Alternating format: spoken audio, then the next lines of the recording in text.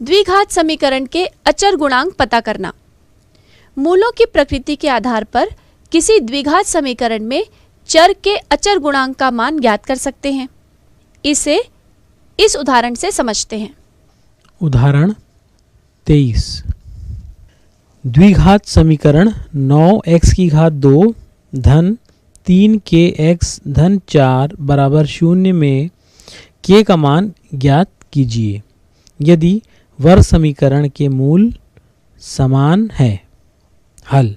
द्विघात समीकरण 9x की घात 2 धन 3kx धन 4 बराबर 0 की तुलना द्विघात वर्ग समीकरण के मानक रूप ax की घात 2 धन bx धन c बराबर 0 से करने पर हमें a का मान प्राप्त होता है 9। उसी तरह से b का मान हमें प्राप्त होगा, b के स्थान पे 3k है तो b का मान हमारे पास 3k है और उसी तरह से c का मान यहाँ पे 4 है।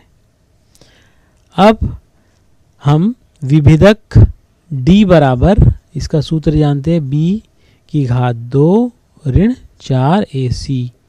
विभेदक d बराबर b की घात 2 ऋण 4ac में मान रखने पर d बराबर, क्योंकि हमने b का मान निकाला है 3k तो 3k और कोष्टक में घात 2 ऋण 4, a का मान है 9 और गुणा c का मान है 4।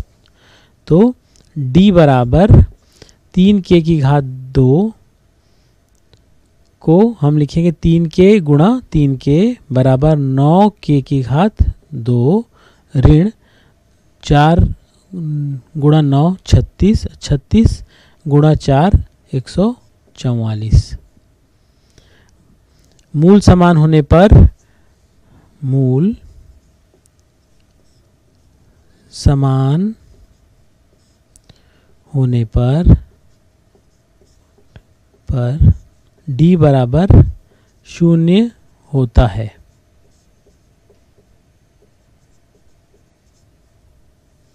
अर्थात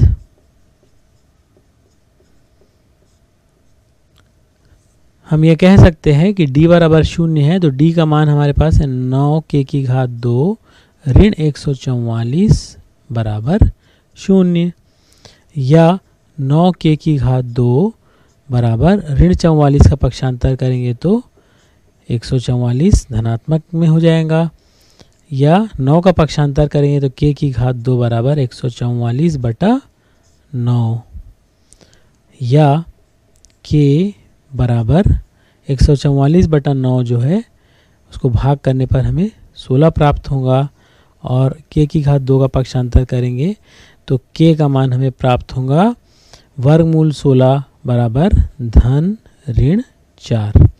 इस तरह से हमने k का मान ज्ञात किया, जो कि k बराबर हमने प्राप्त किया धन ऋण 4। तो यह इस उदाहरण का हल है। करके देखें। इन वर्ग समीकरणों में k का मान ज्ञात कीजिए जिससे वर्ग समीकरण के मूल वास्तविक एवं समान हों। पहला, 16x का वर्ग धन kx धन 9 बराबर 0।